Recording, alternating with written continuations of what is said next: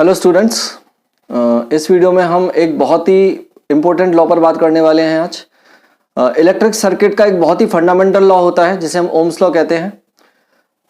तो किसी कंडक्टर में फ्लो होने वाले करंट और पोटेंशियल डिफरेंस में जो रिलेशन होता है वो ओम्स लॉ से स्टडी किया जाता है।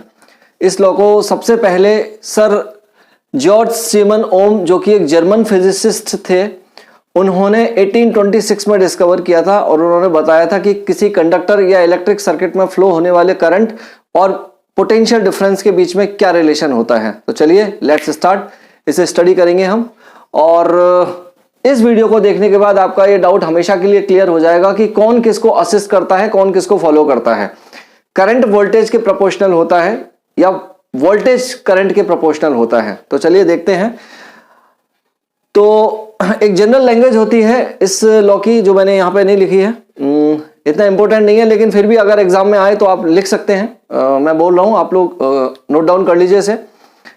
इन 1826 a German physicist sir George Simon Ohm established a relationship between the current flowing through a conductor and the applied potential difference. According to this law, अब इस लॉ को समझते हैं बच्चों। ये लॉ क्या है?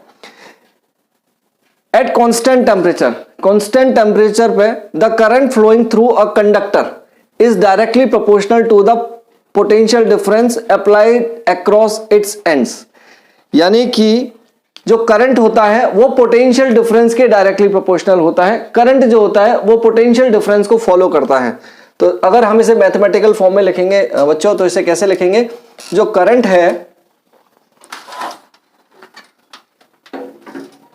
करंट है वो पोटेंशियल डिफरेंस के डायरेक्टली प्रोपोर्शनल है, यानी करंट जो है वो इसको असिस्ट कर रहा है, वो इसको फॉलो कर रहा है।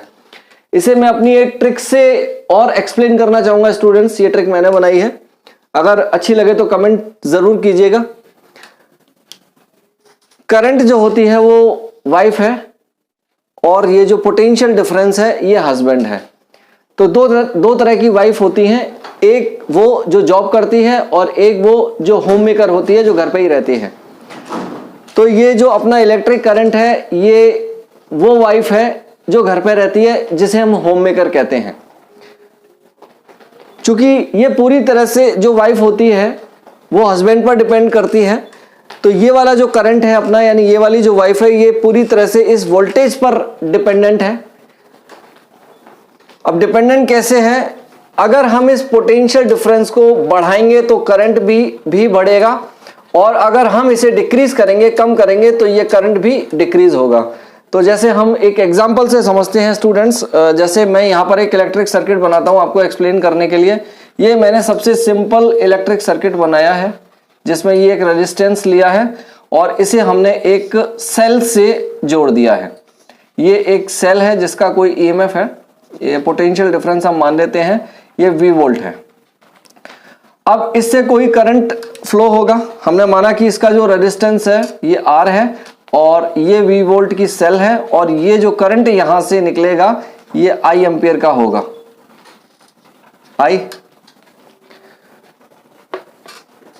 तो यहां हम देख रहे हैं कि करंट जो है, करंट की जो डिपेंडेंसी है वो इस पोटेंशियल डिफरेंस यानी सेल के वोल्टेज पर या सेल के ईएमएफ पर डिपेंड कर रहा है। अगर यहां से हम इस सेल को हटा के यहां बैटरी से रिप्लेस कर देते हैं, बैटरी जैसा कि हम जानते हैं a large combination of cells is called a battery, और बैटरी को हम हमारा जो सिंबल होता है बैटरी का वो कुछ इस तरह से होता है। सपोज कीजिए यही सर्किट है आपका, ये रेजिस्टेंस है और इस बार हमने यहाँ अप्लाई की है एक बैटरी। तो a large combination of cells, तो मैं यहाँ सिंपल एक बैटरी ले रहा हूँ जिसमें दो सेल्स कनेक्टेड हैं। तो यहाँ से करंट अब चला, ये आर रेजिस्टेंस है इसका, ये इसका जो पोटेंशियल डिफरेंस है वो V है और I है, ये करंट I है। तो यहाँ हम देख रहे हैं चूंकि एक सेल है, इसका जो पावर है, जो EMF है वो कम है, और ये एक बैटरी है और इसका जो पावर या EMF है वो ज्यादा है। चूंकि इसकी पावर कम है तो इसमें से फ्लो होने वाला करंट भी वीक होगा, कम होगा, और चूंकि इसकी पावर ज्यादा है तो इसमें से फ्लो होने वाला करंट भी ज्यादा होगा। तो यहां हमने देखा कि करंट जो है इस पोटेंशियल डिफरेंस को फॉलो कर रहा है। इसके प्रोपोर्शन में ही ये फ्लो हो रहा है। तो देखिए स्टूडेंट्स, अब जब हम इस प्रोपोर्शनल साइन को हटाएंगे तो जैसा कि फिजिक्स में रूल होता है, एक कांस्टेंट लगेगा जिसे हम बोलेंगे रेजिस्टेंस ऑफ द कंडक्टर। तो यहां से इसको हटाया, ये बना 1/r इंटू वी, और फिर इसको यहां क्रॉस मल्टीप्लाई कर दीजिए, we get I R is equal to V, और यहां से हमारा आया v is equal to I R. So this is the mathematical equation of Ohm's law. ये क्या है? ये मैथमेटिकल इक्वेशन या जनरल फॉर्मूला है। इसको हम students general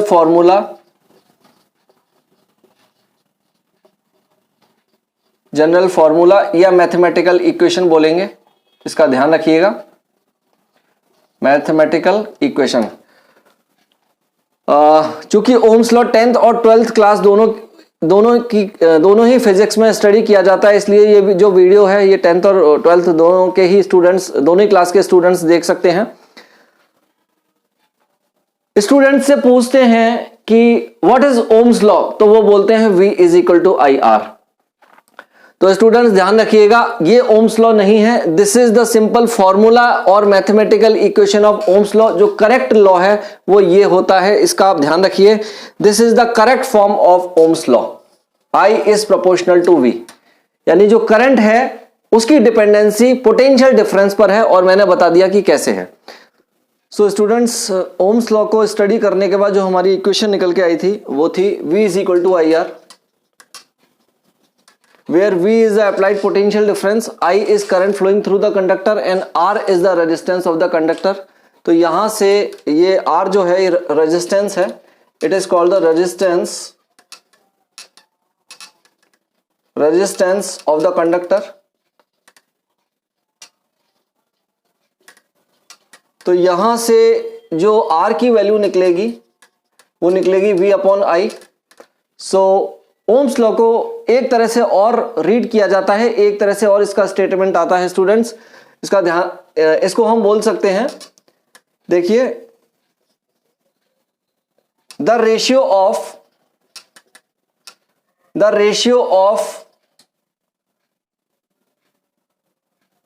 current, the ratio of applied potential difference across a conductor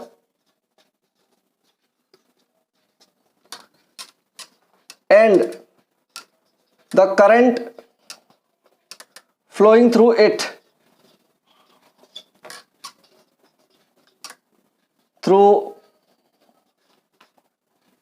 is a constant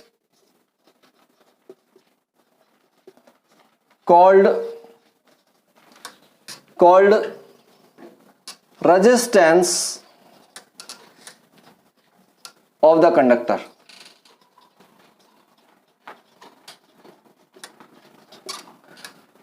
तो देखिए यहां पे नोट कीजिए कि किसी कंडक्टर में फ्लो होने वाले करंट और अप्लाइड पोटेंशियल डिफरेंस का जो रेशियो है वो एक कांस्टेंट होता है, और इसी कांस्टेंट को हम कंडक्टर का रेजिस्टेंस कहते हैं। तो this is another form of Ohm's law.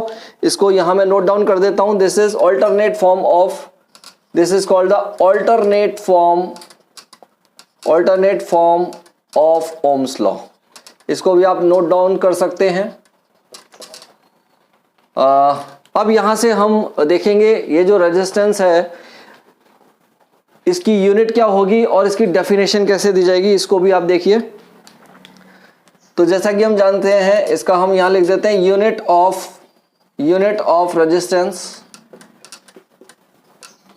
इसको देखिए, तो रेजिस्टेंस की जो यूनिट होती है स्टूडेंट्स, ये एक लैटिन वर्ड से लिया गया है और इसको हम ओम बोलते हैं, और इसका जो सिंबल होता है वो कुछ इस तरह से होता है, एक उल्टी कैप बनाई जाती है, और इसको हम ओमेगा बोलते हैं, OMEGA, ये ओमेगा का सिंबल है। ये देखिए 1 ओम, अगर रेजिस्टेंस को हम ओम से डिनोट करते हैं तो ये 1 ओम रेजिस्टेंस जो होगा किसी कंडक्टर का वो कितना होता है, इसको देखिए। ये मैंने फिर से एक सर्किट बनाया, और यहाँ पर मैंने 1 वोल्ट का पोटेंशियल डिफरेंस इस बार अप्लाई किया है, यानी 1 वोल्ट की सेल यहाँ मैंने अप्लाई की है।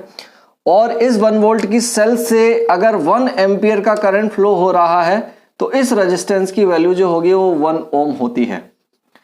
तो देखिए इसके अकॉर्डिंग हम इसको डिफाइन कर सकते हैं। यहां से लेंगे तो 1 ohm is equal to 1 volt upon 1 ampere. तो देखिए स्टूडेंट्स इसको कैसे डिफाइन करेंगे। अगर 1 वोल्ट की सेल लगाने पर यानी 1 वोल्ट का पोटेंशियल डिफरेंस अप्लाई करने पर किसी सर्किट में फ्लो होने वाला करंट 1 एम्पियर है तो उस कंडक्टर का जो रेजिस्टेंस होगा वो 1 ओम होगा। और इसे हम ऐसे भी लिख सकते हैं 1 वोल्ट, चूंकि ये ए डिनोमिनेटर में है, अगर हम इसको न्यूमरेटर में ऊपर लाएंगे तो इसका सिंबल हो जाएगा 1A-1। इसको हम इस तरह से भी लिख सकते हैं, इसको भी आप नोट डाउन कर लीजिए। तो बच्चों अब हम V और I के बीच में यानी पोटेंशियल डिफरेंस और करंट के बीच में ग्राफ स्टडी करेंगे। हम देखेंगे कि ये ग्राफ कैसा बनता है V और I में।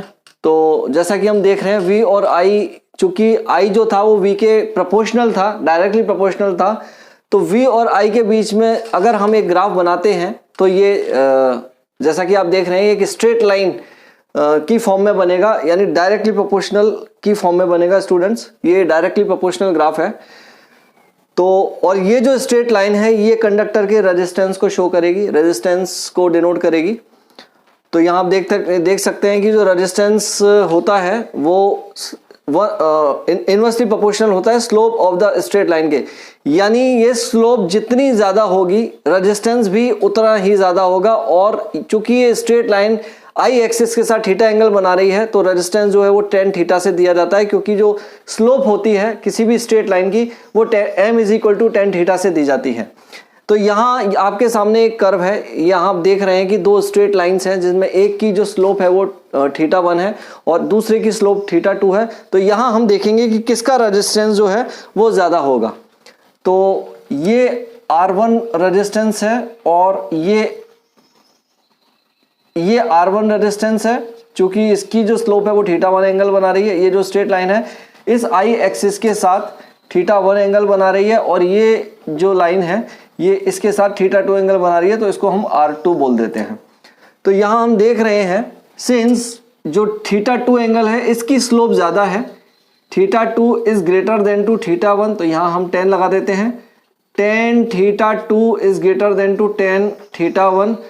तो यहाँ हम देख सकते हैं चूंकि tan θ2 is greater than to tan θ1, so we can say resistance R2 is greater than to resistance R1, यानी ये वाला जो रेजिस्टेंस है इस कंडक्टर का जो रेजिस्टेंस है इस कंडक्टर के रेजिस्टेंस से ग्रेटर है। सो this is all about Ohm's law. Thank you.